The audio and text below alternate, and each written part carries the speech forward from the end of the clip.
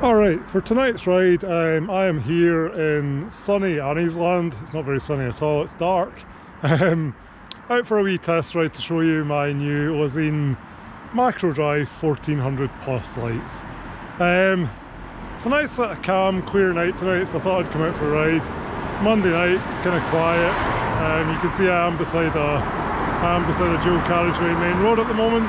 But just behind me there is Cairnhill Woods, and I'm going to go in and have a wee play with the lights and show you how they go.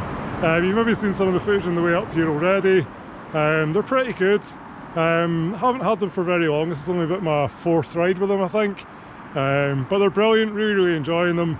So I thought I'd take you in and give you a quick wee review ride. And you can see my glasses are steaming up now, so I'd start moving and getting some air in about them.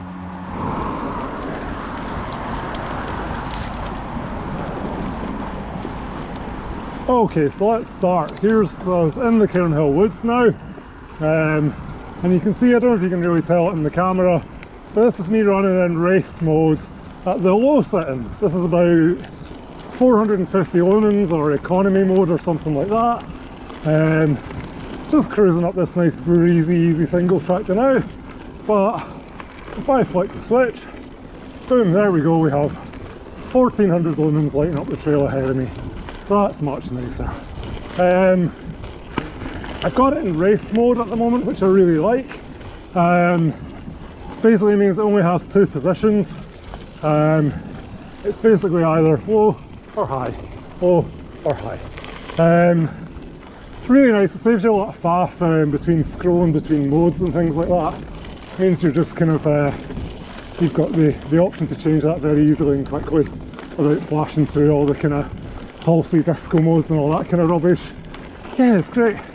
The easy way I like to think about it, it's kind of like uphill and downhill mode. You can stick it on the economy lower mode for going uphill when you're going slower, and then when you point back down, start going a wee bit faster. You can get a bit of oops, you can't see mud under the leaves at the moment. Yeah, you can get a bit of a brighter beam to help you as you're zipping along a bit quicker to see things. So yeah.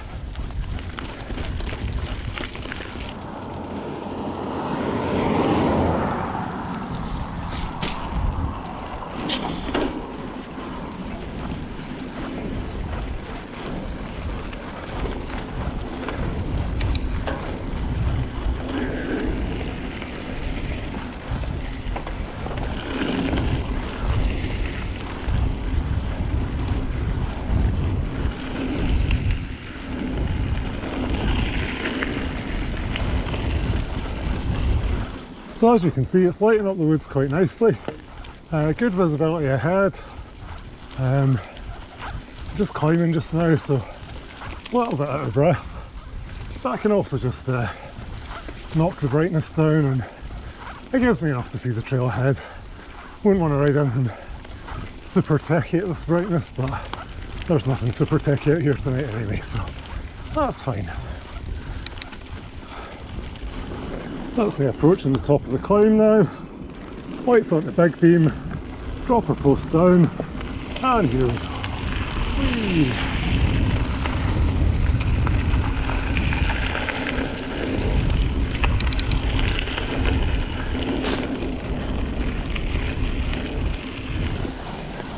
Not totally sure how the path goes here, in case that wasn't evident already.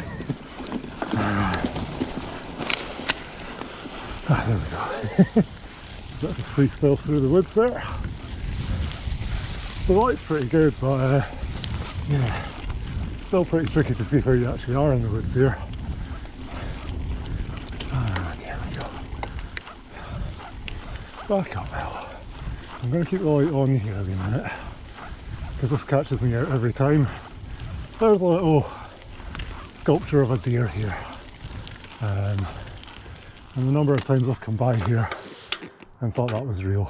I've already seen a fox tonight, but of course I wasn't filming. Yeah, a little fake bronze deer. Yeah.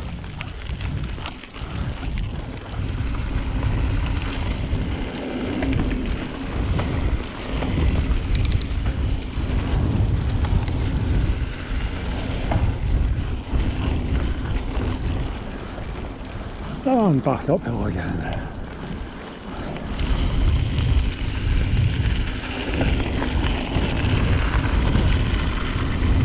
So one of the things that really appealed to me about this light, 1400 lumens, was its battery life. It's rated to do, I think, 3 hours in full power at 1400 lumens, or if I've got it in the slightly reduced beam at 450 lumens, it says it can do 12 hours, which is incredible. Finding out your battery is very simple, almost sort of annoyingly so.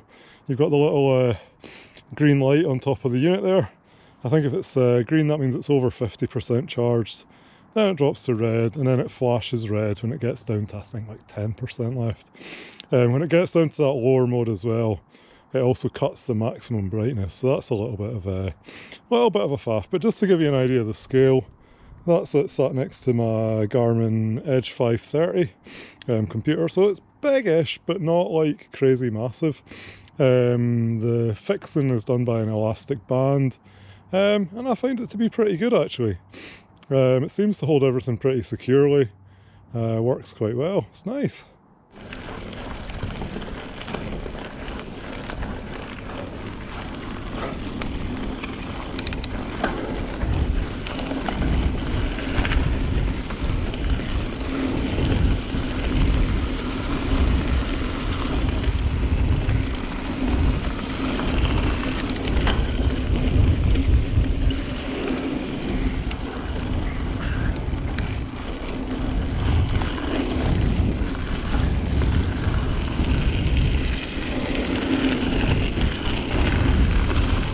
And round again, here we go. You think I'd be getting bored of it by now, but no. Big beam's back on, proper posting, and away.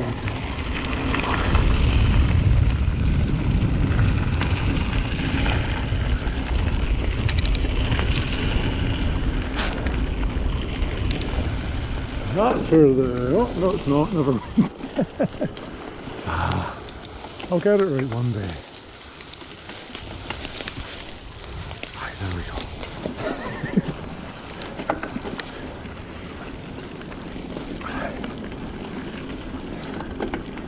And back uphill and drop the beam down. Wee bit of moonlight assistance tonight. About 3/4 of a full moon. Can't remember the proper term for that. And up we go again.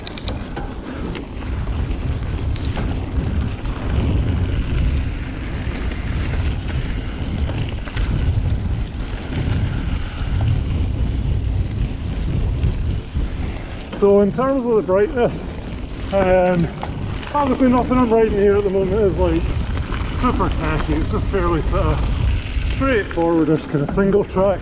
I'm still making an arse of. Yeah, I don't know that 14's quite enough for like full tacky arse stuff, but it's totally good for this kind of thing. I mean, you could totally do this on a gravel bike as well. Other than it's just a little bit soft underfoot in places, like here. That's actually not too bad.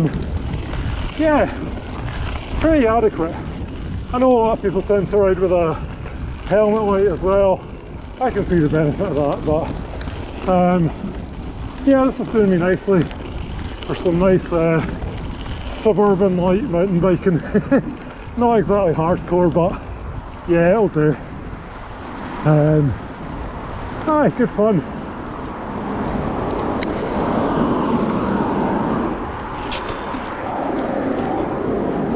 Alright, so we're into Lezyne Park now.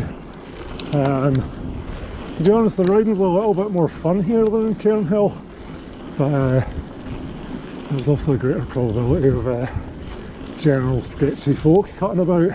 Cairnhill's nice because it's sort of down the back of the posh houses, but I hear you're sort of between a rubbish dump and the river.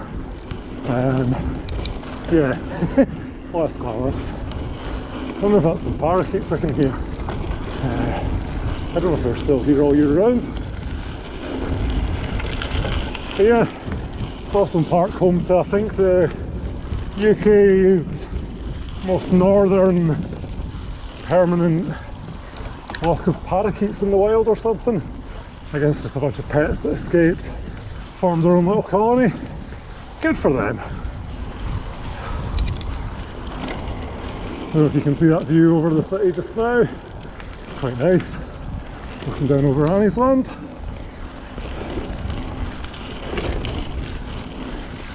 Let's drive over this way.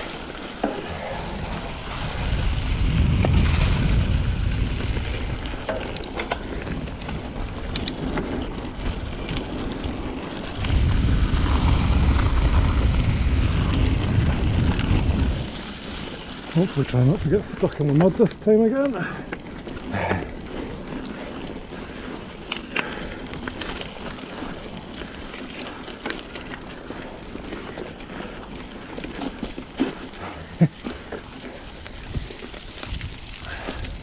One of my favourite things about riding through Dawson Park is that I never seem to find my way through the same way twice. Although, I think I'm getting there tonight. Of course, it's not helped by the dark. The fact that the wee sort of scrape trails are just sort of covered in mud at the moment. Covered in leaves. Let's see if we can get up this town.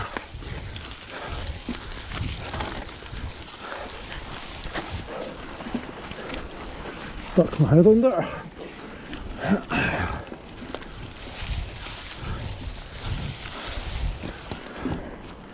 There we go. I think it's time for one last look up to Cairn Hill. Back down through Dawson, and then I'll go home, I think. It's just a little Monday night ride, just to show off the shiny new lights.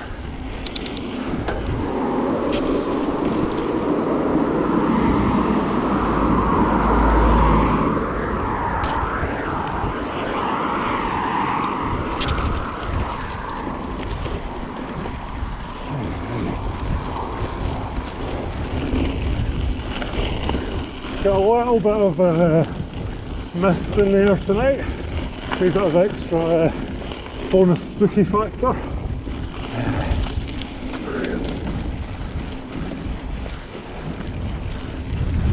Whee! A bit wide. Man, I know it's an old cliche about night riding, but it's really good fun because, like, you really don't need to be riding that fast or in anything very difficult to just make it feel a lot more fun. It's good.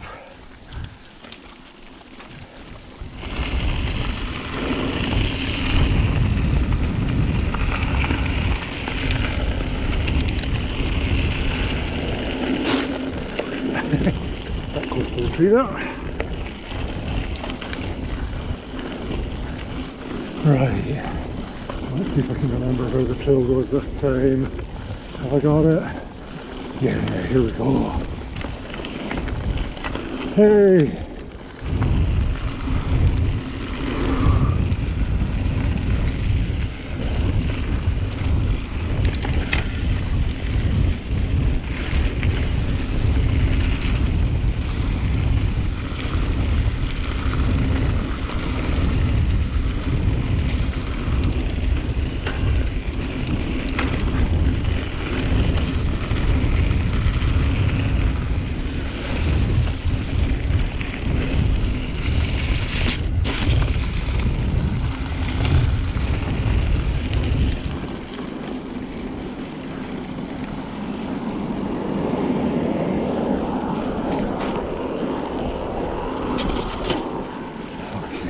Beams back on, and one last little rip down single track with an accidental bell. This was always quite fun when you can get it quiet. It's usually absolutely teeming with dog walkers and stuff. Hopefully the house is out walking their dogs. Oh, that wee sideways patch there. It's nice to get it when it's quiet. Still being a little bit, you know, cautious and ready, but it's so much more fun. And dip the beams for the cars again.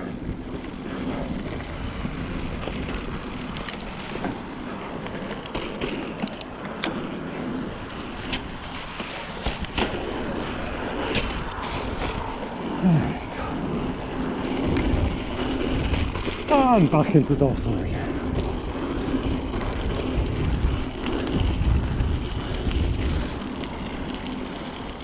So I thought I would actually stop this time and let you see the view.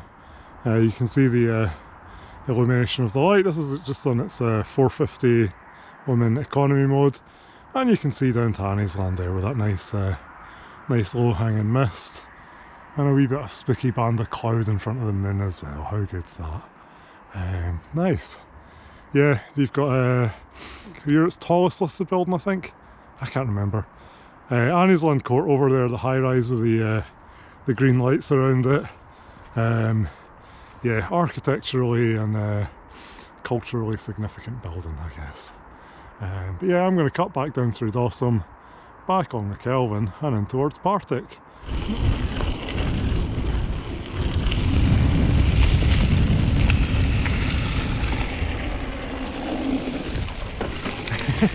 Remember to duck that time.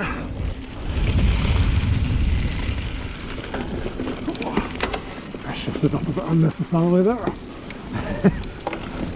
I always love this bit. These skinny, spindly trees.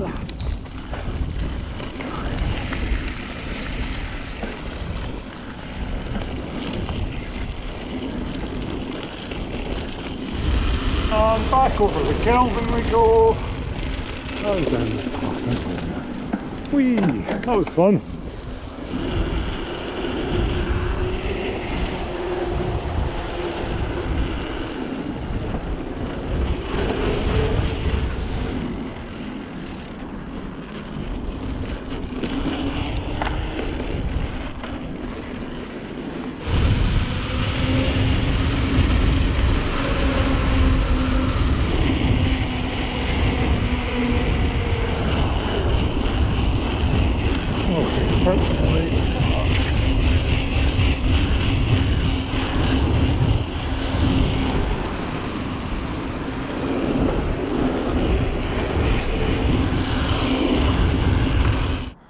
Alright, so that's me back to the flat now, just about done.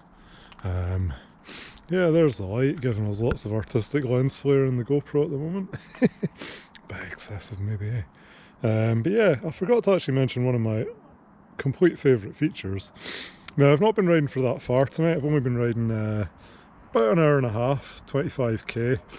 You can see there's still plenty of juice in the battery indicator there, but I forgot to mention one of my favourite features is, again, you probably can't see in the dark here on the back, but it has USB-C power, which I absolutely love, which means I can just use this absolutely standard Anchor USB-C power delivery charger, and I can just stash that in my little top tube bag here, like so.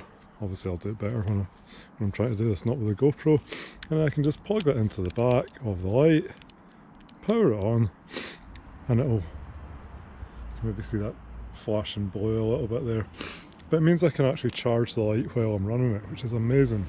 I've done that before when I was trying the battery life out.